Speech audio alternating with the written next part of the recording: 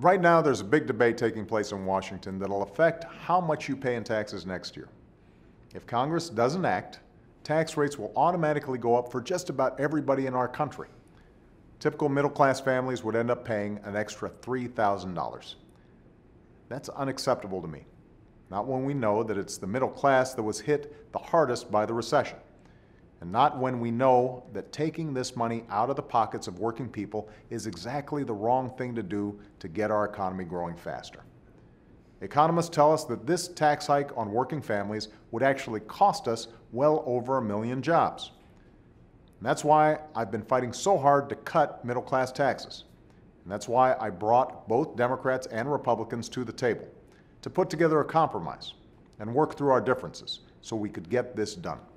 Now, Republicans in Congress strongly favored permanent tax breaks for the wealthiest taxpayers and the wealthiest estates, most of which would go to millionaires and even billionaires.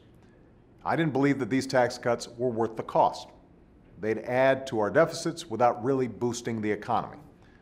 I believed instead that the best way to help the economy and working families was to keep middle-class tax rates low and cut taxes for working parents, college students, and small businesses. And I believed that with millions of people looking for jobs, it would be a terrible mistake to end unemployment insurance, not only for people who are out of work, but for our entire economy. So we hammered out a deal that reflects ideas from both sides. It wasn't easy, and it's by no means perfect. And as with any compromise, everybody had to live with elements they didn't like. But this is a good deal for the American people. The vast majority of the tax cuts in this plan will help the middle class, including a new tax cut in payroll taxes that will save the average family about $1,000. And as this plan is debated in Congress, what I want to make clear is the real difference it will make in people's lives. It's going to make a difference for a single mom with 2 kids in Ohio working as a cashier. With this plan, she'd get a new payroll tax cut and a bigger child tax credit, together worth more than $2,300. It's going to make a difference for a couple in Florida earning about $50,000 and trying to put one of their 2 kids through college. They'd save more than $4,000 because the middle class tax cuts, including a $2,500 tax credit to go towards college tuition. And it's going to make an enormous difference for people looking for work. For many of these families, emergency unemployment insurance is the last line of defense between hardship and catastrophe. And I'd point out, if these folks stop spending money, it will also hurt businesses, which will hurt hiring, which will damage our economy. So this plan is going to help millions of families to make ends meet because of tax cuts and unemployment insurance for people who've lost their jobs by no fault of their own. And we included tax relief for businesses too, making it easier for them to invest and expand. All told, this will not only directly help families and businesses.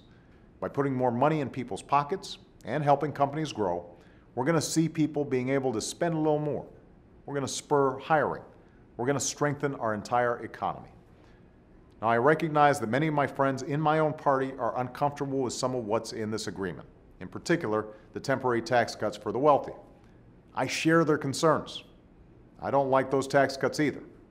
It's clear that over the long run, if we're serious about balancing the budget, we can continue to afford these tax breaks for the wealthiest taxpayers, especially when we know that cutting the deficit is going to demand sacrifice from everyone. That's the reality. But at the same time, we can't allow the middle class in this country to be caught in the political crossfire of Washington. People want us to find solutions, not score points. And I will not allow middle-class families to be treated like pawns on a chessboard. The opportunity for families to send their kids to college hinges on this debate. The ability of parents to put food on the table while looking for a job depends on this debate. And our recovery will be strengthened or weakened based on the choice that now rests with Congress. So I strongly urge members of both parties to pass this plan. And I'm confident that they will do the right thing, strengthening the middle class and our economic recovery. Thanks.